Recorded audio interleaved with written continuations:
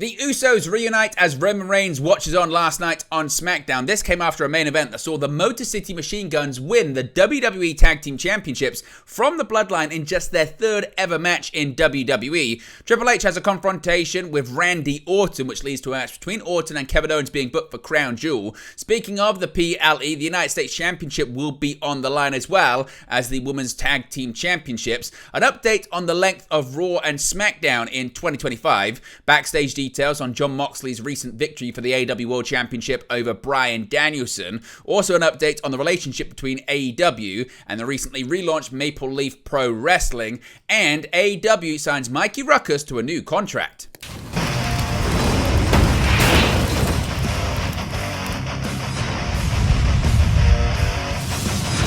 Hey guys, welcome back to Wrestling News 365. Hope everyone is doing very well. As always, there are plenty of news stories to get into in the world of professional wrestling. Let's begin with getting closer and closer and closer to the original Bloodline reuniting, and a big step last night on SmackDown as the Usos have bonded once more following the Motor City Machine Guns winning the Tag Team Championships, which we'll get to in a bit. But following the Guns beating DIY to become the number one contenders to the WWE Tag Team titles, the new Bloodline came down to the ring to introduce themselves, a moment which ultimately led to the Guns facing the Gorillas of Destiny for the belts right then and there.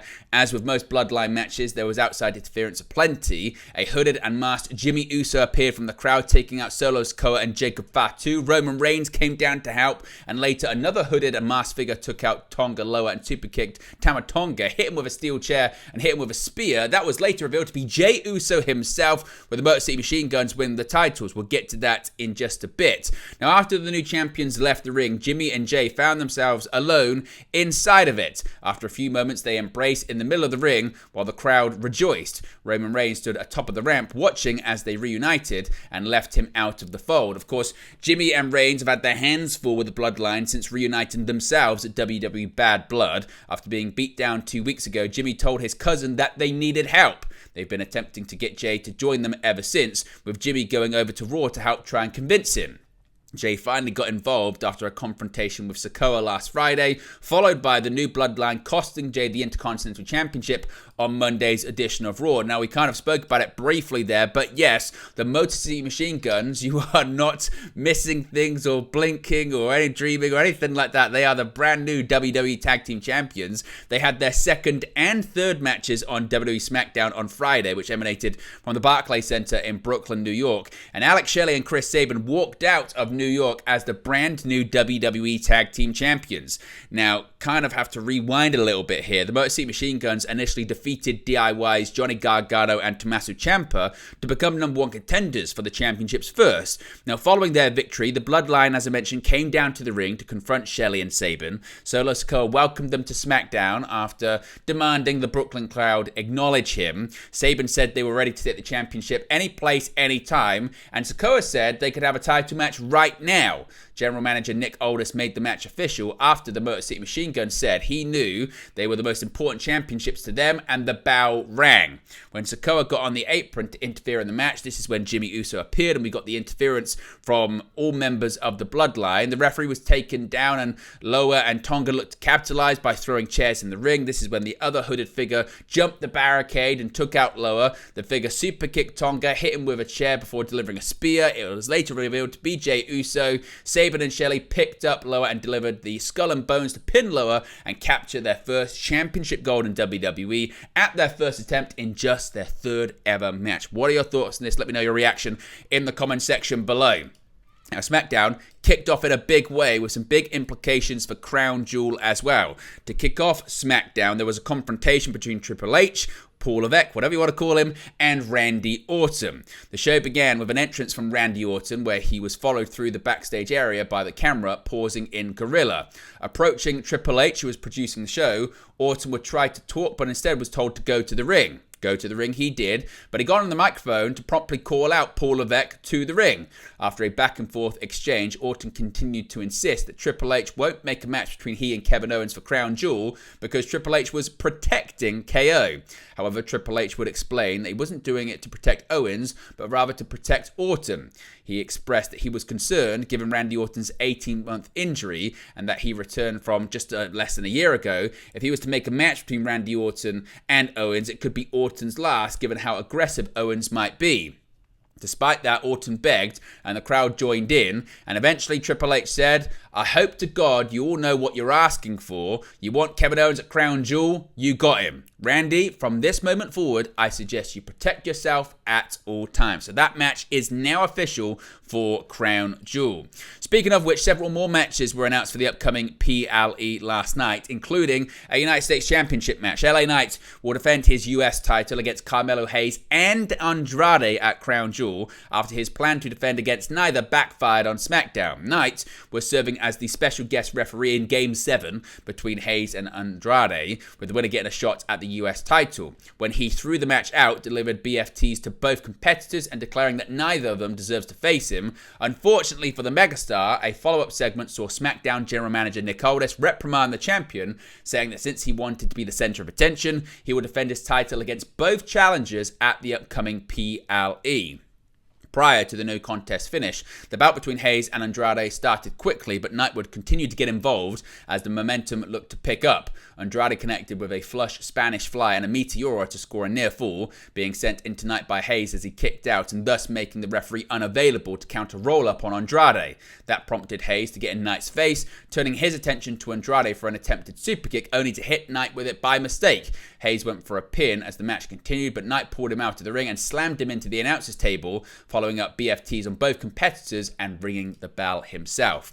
We also will have Women's Tag Team Championship action at Crown Jewel. Crown Jewel is fast approaching, and the Saudi Arabia-based Premium Live Events card is solidifying accordingly. On Friday's episode of SmackDown, Ava, Nick Aldis, and Adam Pearce made one more match official for the Women's Tag Team Championship. It will be defended in Riyadh in a full-weight tag team match on November 2nd. The teams of Damage Control, Chelsea Green and Piper Niven, and Lash Legend and Dakara Jackson were initially approached by all three general managers to address their collective desire for a shot at the Women's Tag Team Championships. The group was joined by the team of Bianca Belair and Jade Cargill shortly after, with their tag titles gleaming on their shoulders. Belair and Cargill met the competition with confident excitement. Quote, "If you ladies want to shoot your shot," Cargill challenged, "here's your chance."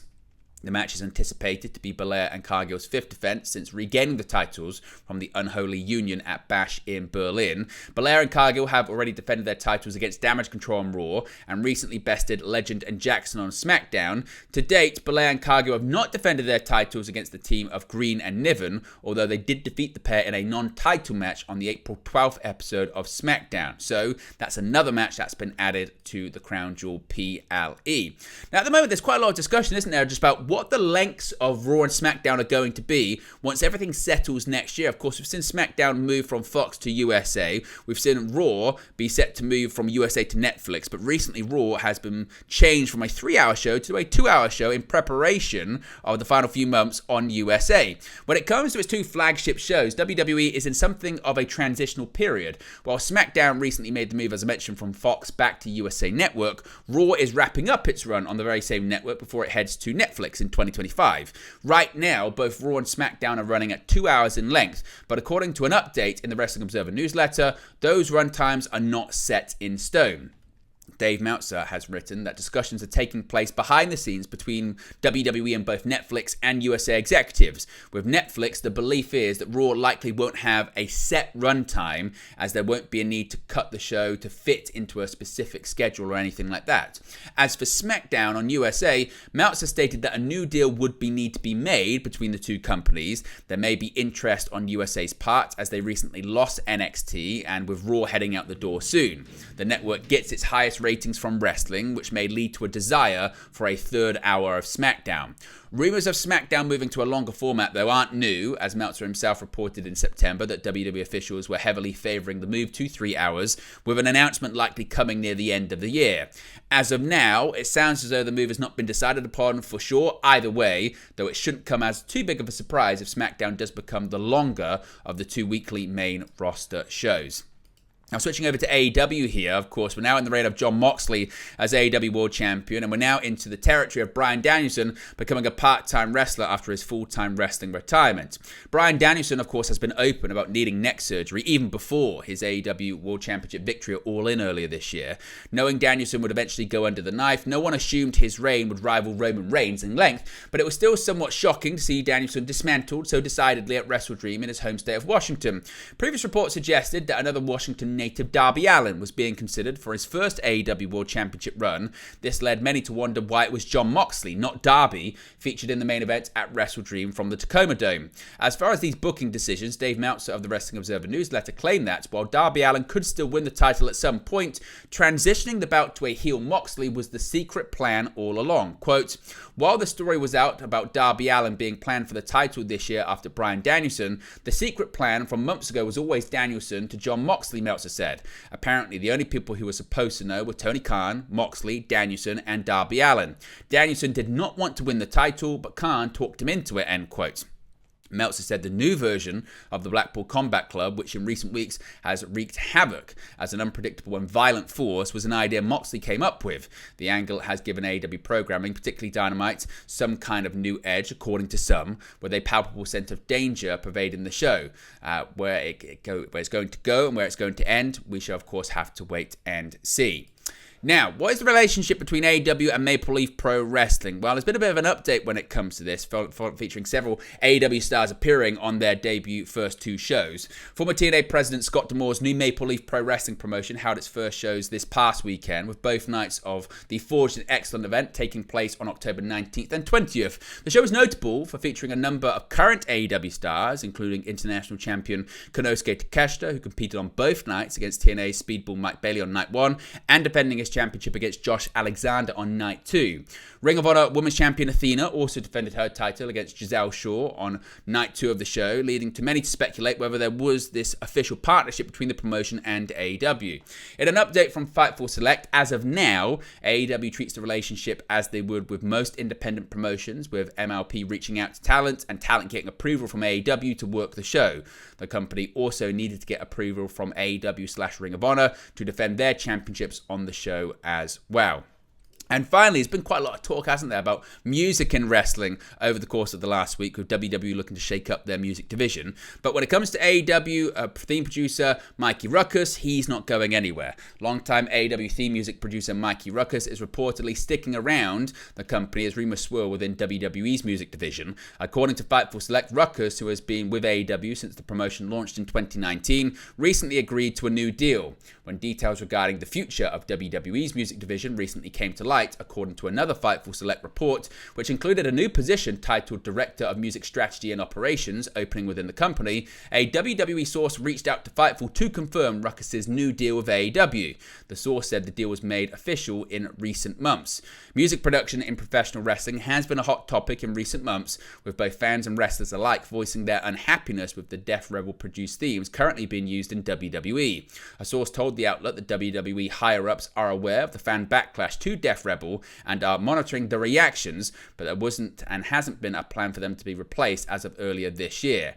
The new job listing on the company website is reportedly more of an administrative position than a composer role, and includes responsibilities like growing WWE's music division and coordinating live events and performances.